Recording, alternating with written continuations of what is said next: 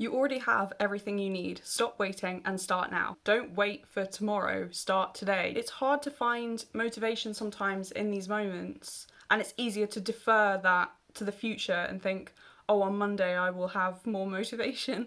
But that's normally not the case, and what normally ends up happening then is you don't start at all, and then you get stuck in like this procrastination cycle which builds resentment, because on the one hand you have all of these goals that you want to achieve, and on the other hand you're not taking any action to achieve them, so you're stuck in this weird stasis where you're not moving forward but you're also really unhappy with where you are. Hello, welcome to my channel. My name's Julia. We're talking about how you have everything you need already to start. We can often convince ourselves that we just need to buy something else or prepare a little bit more before we start a new workout plan. We can always think that there's something else that we need to get, and it's just not true. You need to stop waiting and start now. You don't need to buy anything. We can often put our hope in the next thing. So we need to buy a subscription to this app. We need to buy this specific book which has lots of helpful guides in it. We need to buy this person's course on flexibility or their fitness program. Whatever your goal is right now, the thing that you really are trying to work on, I think so often we can put our hope in something else, and that can itself be a form of procrastination. Instead, if we can flip this and think about, what do you have now? Instead of thinking, I need to save money for this thing, or I need to buy this book, I need to wait until I've bought this course, or wait until I can afford a personal trainer, think about, what do you have now that you can use? So if we take an example of like a fitness example, and you might think, oh, but I don't have the money to get a gym membership, oh, I just need to save up the money to do that. But I would probably bet some money, or maybe not a lot, but I would bet some. I'm not a betting person, but you probably already have some kind of equipment that you could use if you did want to start some kind of workout plan. So I, for example, have a yoga mat, which is very helpful for yoga, but for at-home workouts, stretches. If I was to say I need to do some kind of fitness plan, instead of me thinking, I have to wait until I can afford a gym membership or wait until I buy this specific sports gear, I can instead be like, well, I have this now and I'm going to start with this. Start with what you have. So if you think about other examples, you may not have a bullet journal, you may not have enough money to afford like the 5-minute journal or whatever nice journal you can see. There are so many lovely things out there, but these things, they can be quite expensive. Instead, you just have some nice notebooks that you can use, right? You don't have to wait to buy this thing. If you want to start journaling, can you use just a plain notebook that you already have and create some structure around that instead of having to buy a structured one? I mentioned the use what you have in terms of fitness. If you want to get like a subscription to an app, like the paid version, is there first a free version that you can try? Because I think the other thing is, when we have big goals, things that we're trying to achieve, we can think that we need to go all in at the beginning, and so it's like, well, yes, I need to buy the equipment, or I need to pay for the app, and you've not actually proven to yourself that you can stick to the goal long term, so you're quite likely to be wasting your money if you are subscribing to something, subscribing to an app, or paying for like the most expensive gym membership when you've not actually taken the action yet. The thing that you're going to struggle with is not how much money can you throw at the problem.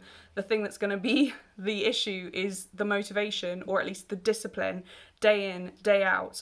Even when you get fed up and you've forgotten why you started, you need the discipline that's going to propel you forward, and spending lots of money at the beginning of whatever plan you have to achieve your goals, that money is not going to help. I think these things can all be great tools. I'm very grateful for this. I mean, this isn't a lot of money compared to like a gym membership, but just start now. Don't wait for tomorrow. Start today. Don't say, I will start organising on Monday, or I'll start going to the gym next week. I will start my new skincare routine next week. And I know that then, as we said, throwing money at the problem can feel like a quick fix, and it can feel like that will give us the motivation, right? We might think, oh, but I've spent £100 on this thing, whether it's a course or an app, equipment. We can think, oh, I spent so much money on this, so that's going to motivate me. I'm sure you know by now, it probably won't. You will probably have many examples that you can bring to mind right now of things that you bought hoping that they would motivate you, and it didn't matter how much money you spent,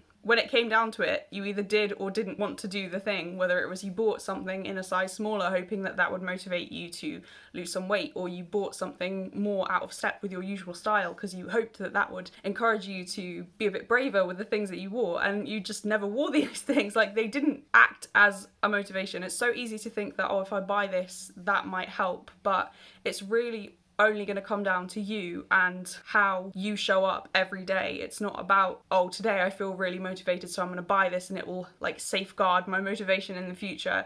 It doesn't work like that. The reason that you keep getting stuck on this hamster wheel of like, oh yes, if I buy that, that will help, is because you're not taking action.